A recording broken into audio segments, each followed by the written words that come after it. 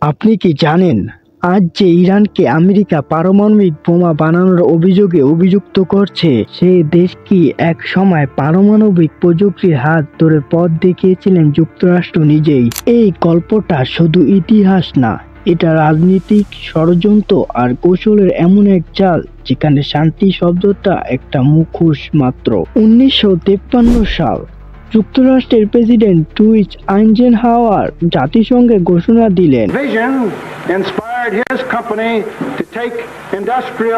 Atom for piece, অর্থাৎ পারমাণবিক শক্তি শুধু বোমার জন্যই না, শান্তির জন্য ব্যবহার করা হোক। ইরান সেই সুযোগ গ্রহণ করল সবার আগে।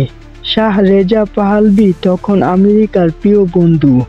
যুক্তরাষ্ট্র তাকে পারমাণবিক গবেষণাগার, প্রশিক্ষণ এবং ইউরেনিয়াম জ্বালানি সরবরাহ করতে রাজি হয়। 1966 সালে আমেরিকা ইরানকে দেয় একটি গবেষণা চুল্লি, তেহরান রিসার্চ রিঅ্যাক্টর। এর জন্য তারা দেয় হাই-গ্রেড এনরিচড ইউরেনিয়াম, যা অস্ত্র বানাতে ব্যবহারযোগ্য।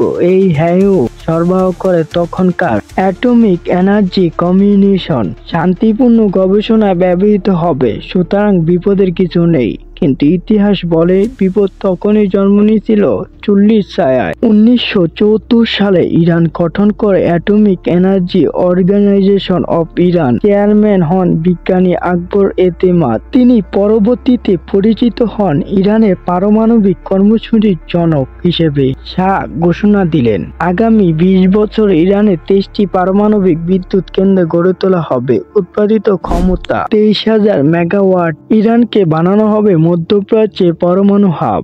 তবে সমস্যা ছিল, ইরানে ছিল না দক্ষ পারমাণবিক প্রকৌশলী। ইরান তখন মিটকে প্রস্তাব দেয়, আমাদের ছাত্রদের জন্য একটি বিশেষ মাস্টার প্রোগ্রাম চালু করুন। $13 লাখ অর্থ সহায়তা দেয় ইরান। এর মধ্যে একদল ইরানি তরুণ হয়ে ওঠে পরমাণু বিজ্ঞানী, যারা পরে হয়ে ওঠে বিপ্লবী ইরানের টেকনিক্যাল সম্পদ। এখানে ইতিহাসে এক মারাত্মক মোড় নেয়। মিল্ট এর অনেক শিক্ষক ও শিক্ষার্থী তখন প্রতিবাদ করেন। তাদের ভয় ছিল এই প্রযুক্তি একদিন পারমাণবিক অস্ত্র তৈরির ব্যবহৃত হতে পারে।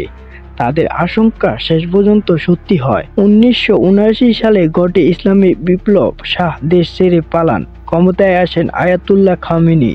নতুন ইসলামী সরকার পারমাণবিক প্রকল্পের প্রথম ঘোষণা করে। অনেক বিজ্ঞানী দেশ ত্যাগ করে, প্রকল্প স্থগিত হয়। কিন্তু কিছু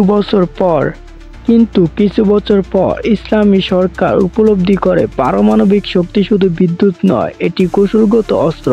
তারা গোপনে শুরু করে নতুন কর্মসূচি। বিদেশ ফেরত বিজ্ঞানী, পুরনো যন্ত্রপাতি, প্রশিক্ষণ সবকিছুই কাজে লাগাতে থাকে। এবার ইরানের লক্ষ্য শুধু রিচার্জ না, তারা শুরু করে ইউরেনিয়াম সমৃদ্ধকরণ। নিজেদের সেন্ট্রিফিউজ বানায়, গোপনে বাংকার বানায় এবং আন্তর্জাতিক পরিদর্শককে এড়িয়ে চলে। এই প্রযুক্তি বীজ কিন্তু এসেছে সেই অ্যাটম ফর পিস থেকেই। যেখানে যুক্তরাষ্ট্র ভেবেছিল তারা দিচ্ছে বিদ্যুতের চাবি, সেখানে ইরান বানাচ্ছিল বিস্ফোরণ দরজা।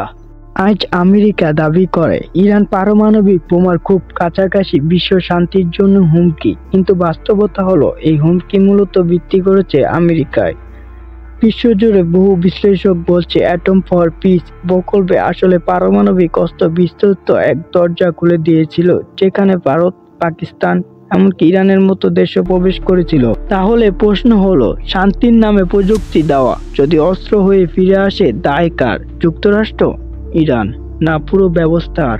আজ যখন ইসরায়েলের বোমা ইরানের স্থাপনায় আঘাত করে, আমরা কি ভাবি সেই স্থাপনা বিস্তৃত তৈরি করেছিল বন্ধুর সহায়তায়? এটাই ইতিহাসের সত্য। শান্তির নামে শুরু, বোমার নাম শেষ। এই ভিডিওটি ভালো লাগলে লাইক করুন, চ্যানেলটিকে সাবস্ক্রাইব করুন। আপনার মতামত কমেন্টে জানাতে ভুলবেন না।